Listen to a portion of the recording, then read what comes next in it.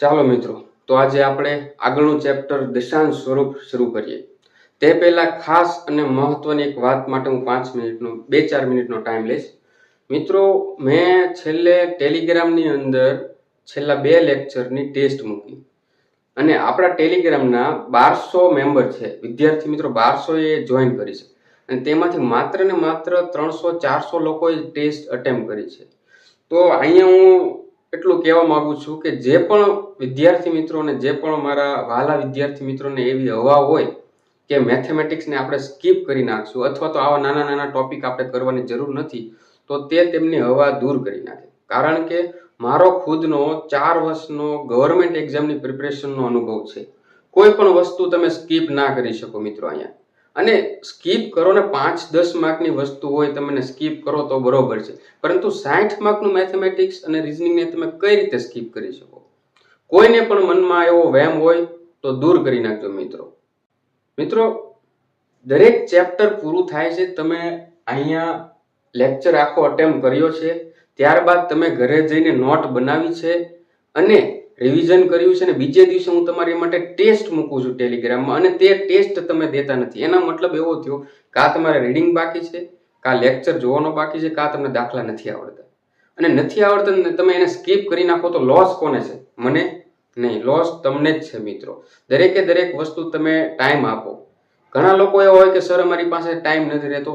હું 9 થી સાંજના 6 ની જોબ કરું છું, છતાં પણ હું અહીંયા તમારી માટે ટાઈમ કાઢું છું. પછી રાતે હું અલગ મારી ઓફલાઈન બેચ લઉં છું, તો પણ હું ટાઈમ કાઢી શકતો હોય તો તમે કેમ ટાઈમ ના કાઢી શકો? દિવસનો માત્ર 2 કલાકનો ટાઈમ કાઢો, તમારે મેથ્સ રીઝનિંગ કમ્પ્લીટ થઈ જશે. અને બધા મિત્રો 120 માર્કનો તમારો સ્પેસિફિક સબ્જેક્ટ છે, તેને લઈને બધા ઉડે છે. અરે યાર, 120 છે પણ સામું 60 માર્કનું મેથ્સ રીઝનિંગ છે, તે તમારે પાસ કરવું પડશે. ત્યાં સિવાય તમારે 120 માંથી 120 આવ્યા છે તો તમે ક્વોલિફાય નહીં થાવ. માણસો 1-1 માર્ક માટે રહી ગયેલા છે એક્ઝામમાં, અને તમે આખો સબ્જેક્ટ સ્કીપ કઈ રીતે કરી શકો? એકવાર વિચાર તો કરો યાર. 120 માર્કના સબ્જેક્ટને તમે અત્યારે માઇન્ડમાંથી સાઈડમાં મૂકી દો મિત્રો, કારણ કે તમારે આ વસ્તુ પર ફોકસ કરવાનું. અને સીધી વસ્તુ છે, હું માઇક્રો ભણેલો છું, 120 માર્ક માટે મારે માઇક્રો પ્રિપેર કરવાનું છે, તો હું આરામથી કરી શકે. કારણ કે કોલેજ કાળ દરમિયાન હું બધું કરેલું છું ને, હાલમાં હું જોબ કરું છું, ત્યાં ફિલ્ડમાં પણ આ બધી વસ્તુ આવે છે. તો મારે એને પહેલા પ્રાયોરિટી આપવાની છે કે જે મને નથી આવડતું એને. જે લોકો, હવે સીધી વસ્તુ છે, ઘણા લોકો હજી નિરાતે બેઠા છે કે નહીં ભાઈ કરશું. એક્ઝામની ડેટ આવશે પછી આખું ગામ દોડશે પ્રિપરેશન કરવા માટે, પરંતુ પાસ થવાવાળા વ્યક્તિઓ એ જ છે કે જે એક્ઝામની ડેટ આવશે ત્યારે ઓલરેડી તેને સિલેબસ પૂરો થઈ ગયેલો હશે. તે લોકો જ પાસ થતા હોય છે મોસ્ટલી. મેં એક્ઝામ દીધી, અમારે 300 વેકેન્સી માટે મિનિમમ 70-80 હજાર ફોર્મ ભરાણા હતા.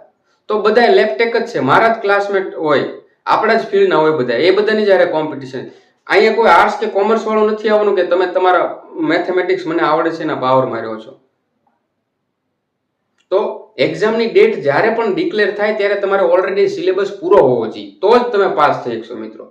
પાસ થવાવાળા જે કાંઈ પણ વ્યક્તિઓ છે તેને એક્ઝામની ડેટ જ્યારે રિલીઝ થાય ત્યારે તેનો સિલેબસ પૂરો હોય, પછી માત્ર ને માત્ર રિવિઝન અને પેપર પ્રેક્ટિસ એને કરવાની હોય છે. એક્ઝામની ડેટ આવશે પછી આખું ગામ દોડશે, પરંતુ જે લોકો વિડીયો જોવે છે તેને ઓલરેડી સિલેબસ પૂરો થઈ ગયેલો હશે. હું કરાવડાવીશ. હું તમારી માટે એટલું કરશું તો તમે એટલીસ્ટ ટેસ્ટ આપો, રિવ્યુ આપો. મને ખબર પડશે કે મારા લેક્ચર કેટલા. હવે ટેસ્ટ જે 300-400 વ્યક્તિ આપે એમાંથી 80% લોકો જે છે એના જવાબ સાચા પડે છે, 20% લોકોને હજી જવાબ ખોટા પડે છે. તો એ લોકોને હજી એકવાર લેક્ચર જોવાની જરૂર છે, હજી રિવિઝન મારવાની જરૂર છે. તમે એમ વિચારો કે આ નાની નાની વસ્તુ નહીં પૂછાય તો એ વસ્તુ તમારી ખોટી છે. અત્યારે કોઈ પણ વસ્તુ સ્કીપ ના કરી શકો તમે. કોઈ પણ ટોપિકમાંથી પ્રશ્ન આવી શકે. હું કે તમે કોઈ આપણે ગૌણ સેવાના બોર્ડમાં નથી કે આપણે નક્કી કરી લેશું કે આ વસ્તુ નહીં પૂછાય.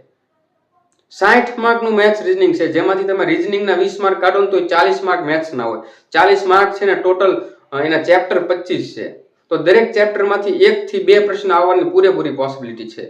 હા, એવું બની કે ભાઈ જે આઈએમપી ટોપિક છે, ટકાવારી હોય, નફો ખોટો, એમાંથી 2 પૂછાય, પરંતુ આમાંથી 1 પ્રશ્ન તો પૂછાઈ શકે ને. કાંઈ પણ વસ્તુ સ્કીપ નથી કરવાની. તમારી માટે અત્યારે તમારી પાસે પૂરતો સમય છે, મોડું ના કરતા મિત્રો. જેટલું પણ હું કરાવું છું એની લેક્ચરની નોટ બનાવો. નોટ બનાવ્યા પછી રાતે રિવિઝન મારો. રિવિઝન આપ્યા પછી હું બીજા અથવા ત્રીજા દિવસે ટેસ્ટ મૂકીશ, તે ટેસ્ટ આપો. જો તમારે જવાબ સાચા પડે છે એનો મતલબ એમ છે કે તમે તમારા સિલેબસને કવર કરી રહ્યા છો, તમે માર્ક બાય માર્ક કવર કરી રહ્યા છો. તો કોઈ પણ મિત્રો એવા હોય કે જે મેથેમેટિક્સને લઈને હવામાં ફરે છે તો હવા દૂર કરી નાખજો. હા, એવું બની શકે કે તેનો ઓલરેડી ગવર્મેન્ટ એક્ઝામની પ્રિપરેશન કરવાનો બેઝ છે, તેઓ સીસી માટે લડી ચૂક્યા છે, બિન સચિવાલય માટે કરી ચૂક્યા છે, તલાટી માટે કરી ચૂક્યા છે. એ લોકોએ મેથ્સ રીઝનિંગ કરેલું હશે તો એ લોકોને કરવાની જરૂર નથી. હું ખુદ કહું છું, તમે તારે નહીં કરતા, તમે લેક્ચર અટેમ્પ નહીં, તમે 120 માર્કનું સ્ટાર્ટ કરી દો. પરંતુ જે લોકોએ નથી કર્યું એને આની વગર તમે પાસ નહીં થકો, એની હું લેખિતમાં આપી દઉં. ટેલિગ્રામમાં 1200 વિદ્યાર્થીઓ જોઈન થયા છે, એમાંથી માત્ર 400 લોકો ટેસ્ટ આપે છે. બહુ ખરાબ વસ્તુ કહેવાય. પાસ થવા માટે તમારે એક નાની વસ્તુ કરવી પડશે. અને એમ પણ આપણને બધાને ખબર છે લેબટેકનું પ્રાઇવેટમાં અથવા તો બહારના ફિલ્ડમાં તમારું કેવું ભવિષ્ય છે. 5000 રૂપિયામાં સેલેરી સ્ટાર્ટ થાય છે આપણી. તો આખી જિંદગી તો આપણે એમાં નથી જ કાઢવાની. અને આમાં લાગશો એટલે તમારો સુપર ક્લાસ 3 જેટલો તમારો ગ્રેડ પે આવે છે. ભલામણ સાયન્ટિફિક આસિસ્ટન્ટની અંદર તમે લાગો 50000 તમારો સેલેરી સ્ટાર્ટિંગ પગાર તમારો 50000 છે. 5 વર્ષ ફિક્સેશનમાં તમારો 50000 રહેશે. અને 2026 ની અંદર 8મું પગાર પંચ લાગુ પડી જાય છે. એટલે જ્યારે તમે ફૂલ પેમાં આવશો ત્યારે 95000 તમારો સ્ટાર્ટિંગ પગાર હશે. તમને પ્રાઇવેટમાં કોણ આપી દેશે 95000? કયો આજથી 5 વર્ષ પછી? એક મેડિકલ ઓફિસર MBBS ડોક્ટર હોય ને એનો 75000 થી સ્ટાર્ટ પગાર થાય છે. એટલે લાંબુ વિચારો, ટૂંકામાં ઇન્વેસ્ટ ના કરો. એક્ઝામ પાસ થવા માટે પૂરતું બળ કરો મિત્રો.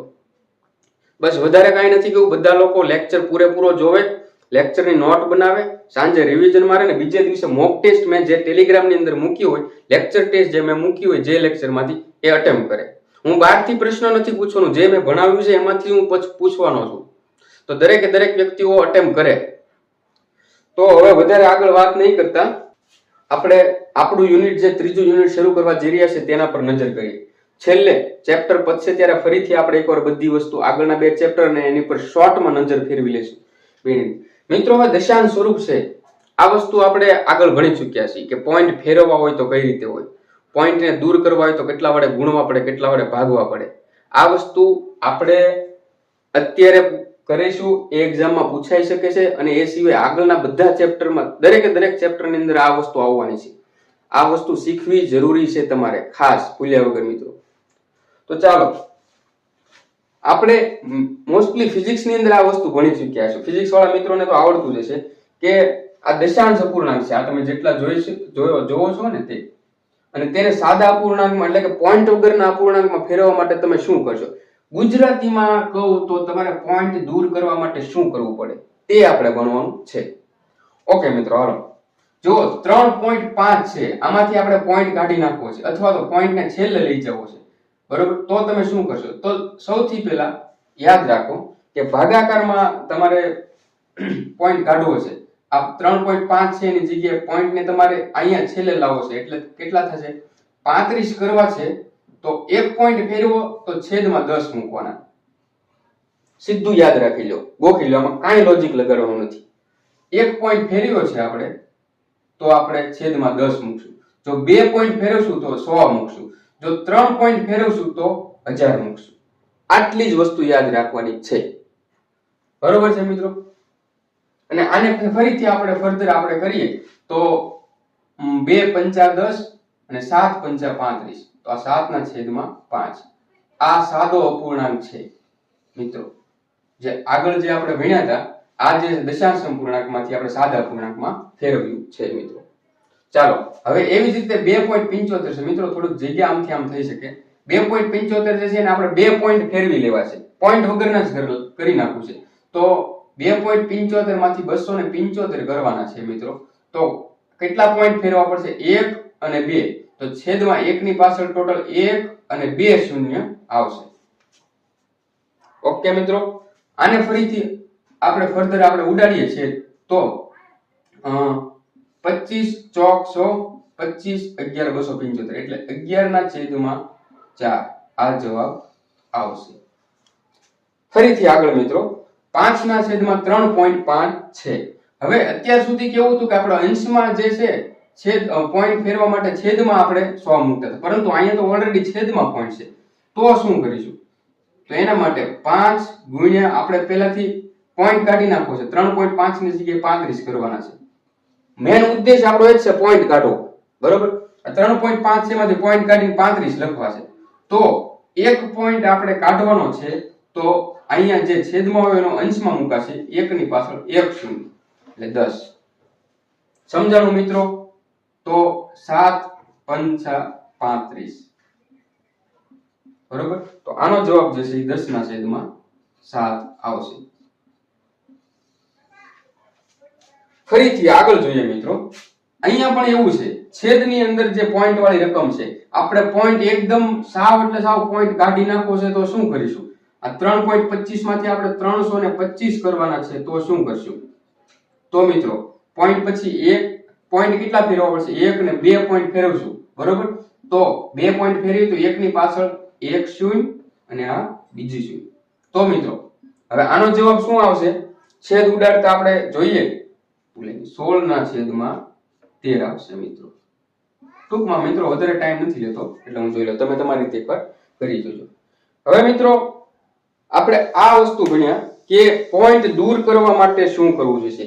ગણિતની ભાષામાં જોઈએ તો દશાંશ અપૂર્ણાંકને સાદા અપૂર્ણાંકમાં રૂપાંતરિત કરવા માટે પોઈન્ટ પછી જેટલા આંકડા હોય, બરોબર, એટલા શૂન્ય 1 ની પાછળ લગાવીને વ્યસ્ત મૂકવા, બરોબર. દાખલા તરીકે પોઈન્ટ પછી એક આંકડો છે એટલે અહીંયા 1 ની પાછળ 1 શૂન્ય વ્યસ્તમાં મૂક્યા. પોઈન્ટ પછી બે આંકડા છે એટલે વ્યસ્તમાં 1 ની પાછળ 2 શૂન્ય મૂક્યા. ફરીથી પોઈન્ટ પછી એક આંકડો છે એટલે 1 ની પાછળ 1 શૂન્ય મૂક્યો વ્યસ્તમાં. પોઈન્ટ પાછળ બે આંકડા છે એટલે 1 ની પાછળ 2 શૂન્ય મૂક્યા વ્યસ્તમાં. પોઈન્ટ પછી એક આંકડો છે એટલે વ્યસ્તમાં એટલે ઉપર 1 ની પાછળ 1 શૂન્ય મૂકી. પોઈન્ટ પછી બે આંકડા છે એટલે 1 ની પાછળ 2 શૂન્ય મૂકી. ખૂબ જ સરળ છે મિત્રો. ના સમજાય તો તમે મને કમેન્ટ કરી શકો છો. હું લાઈવ થાવ ત્યારે તમે મને પૂછી શકો છો અને આની હું ફરીથી ટેસ્ટ જે છે એ ટેલિગ્રામમાં મૂકી દઈશ. તો મિત્રો હવે આપણે આ ટોપિક પૂરો કર્યો. હવે અહીંયા આવશું મિત્રો. મારા ખ્યાલ પ્રમાણે બધાને દેખાઈ રહ્યું છે.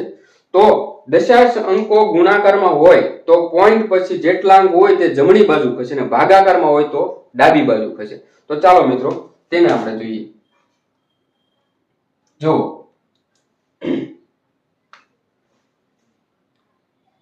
અહીંયા જો 53.64 છે ગુણ્યા 10 છે.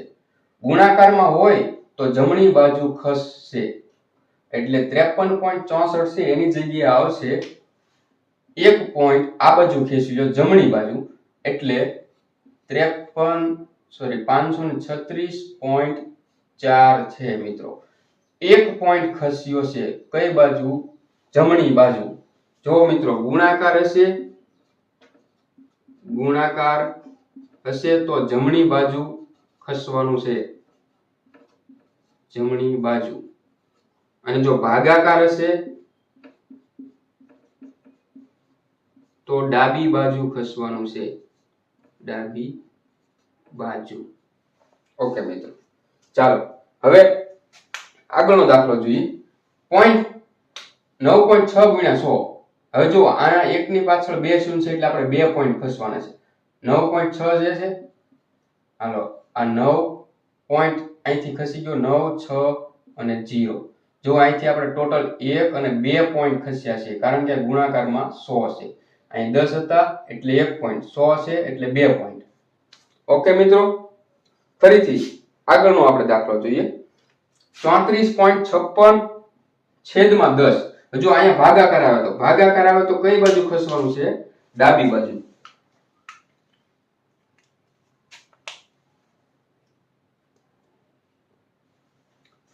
એટલે 34.56 ભાગ્યા 10. ભાગાકારમાં 10 છે એટલે એક પછી એક શૂન્ય છે તો આપણે ડાબી બાજુ ખસીએ તો 3.456 આવશે. 1 પોઈન્ટ આપણે ડાબી બાજુ ખસીએ. અહીંયા જમણી બાજુ, અહીંયા પણ જમણી બાજુ, અહીંયા ભાગાકારમાં આપણે ડાબી બાજુ ખસીશું. ફરીથી આવશું મિત્રો.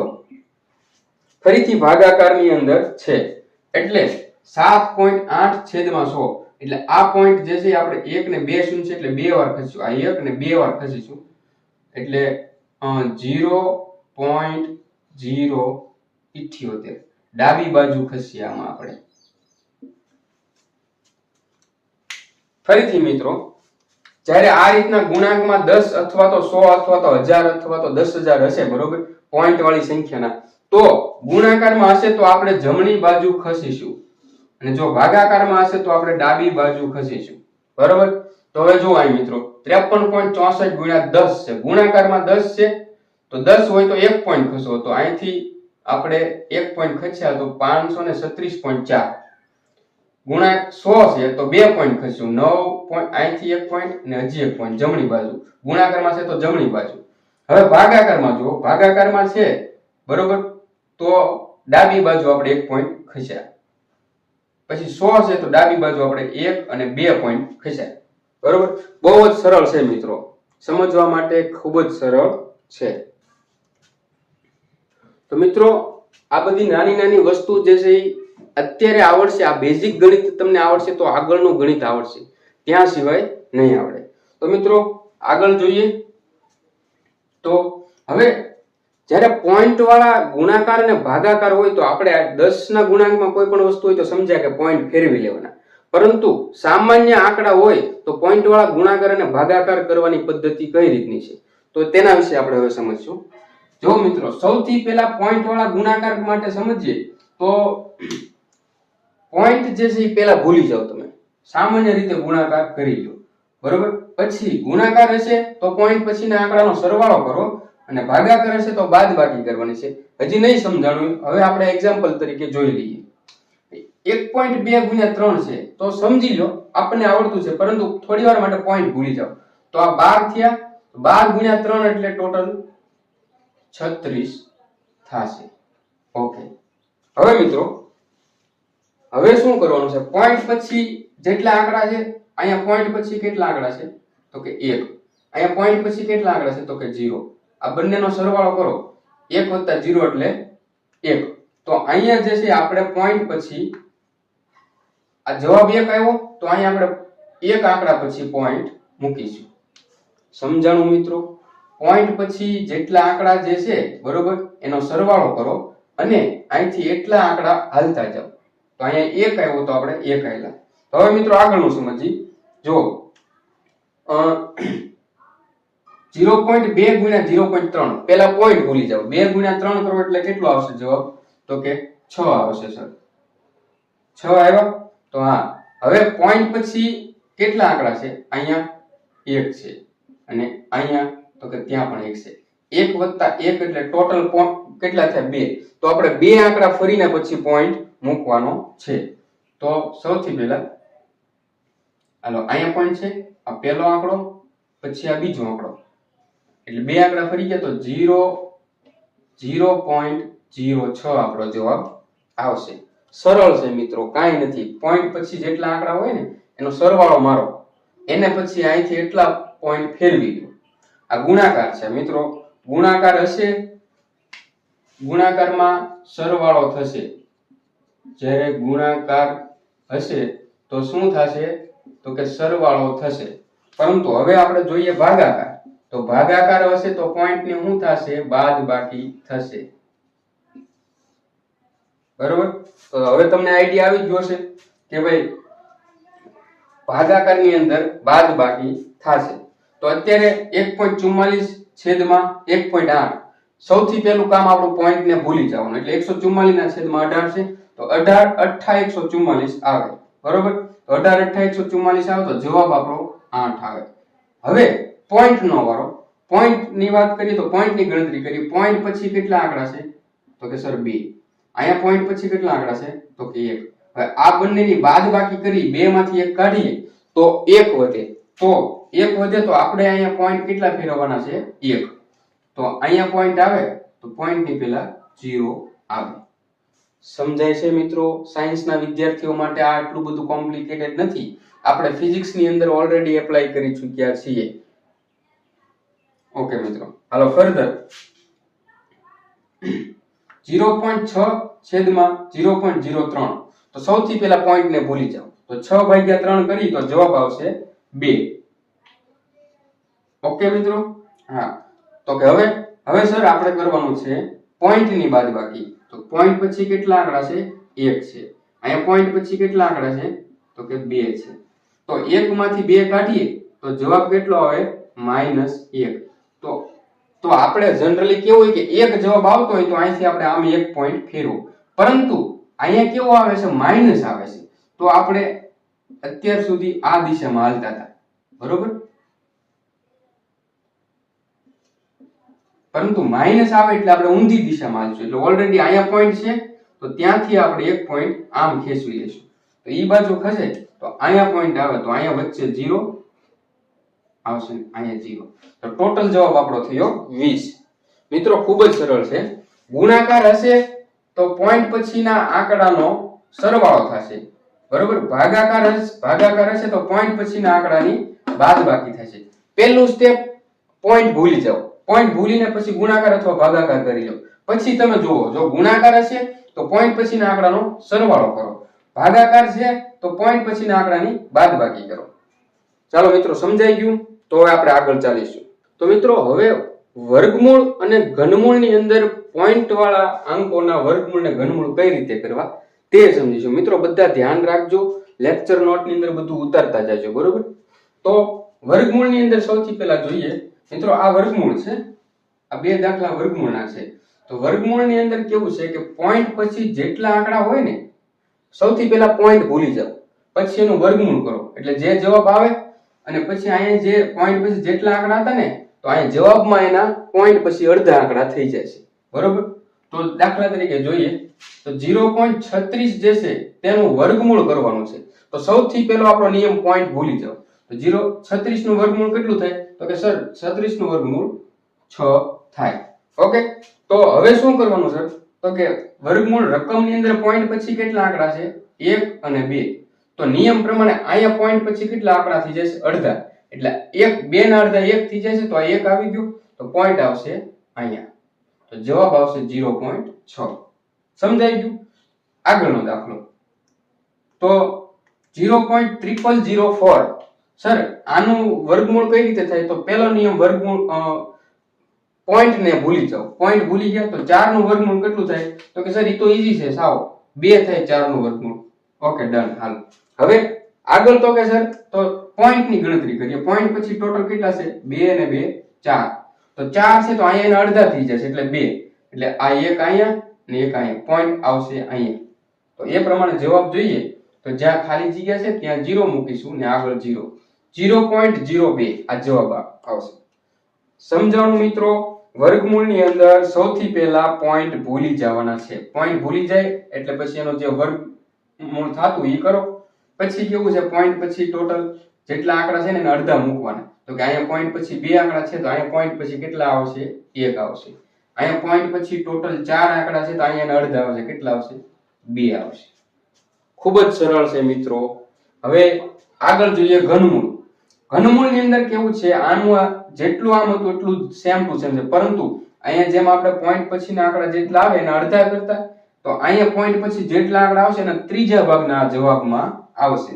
સૌથી પહેલા તો કે 0.343 નું ઘનમૂળ કરવાનું છે, બરોબર. તો પહેલો નિયમ સર તો કે પોઈન્ટ ને ભૂલી જાઓ. પોઈન્ટ ભૂલીને વર્ગમૂળ કરીએ તો ઘનમૂળ કરીએ તો 343 નું ઘનમૂળ આવશે 7.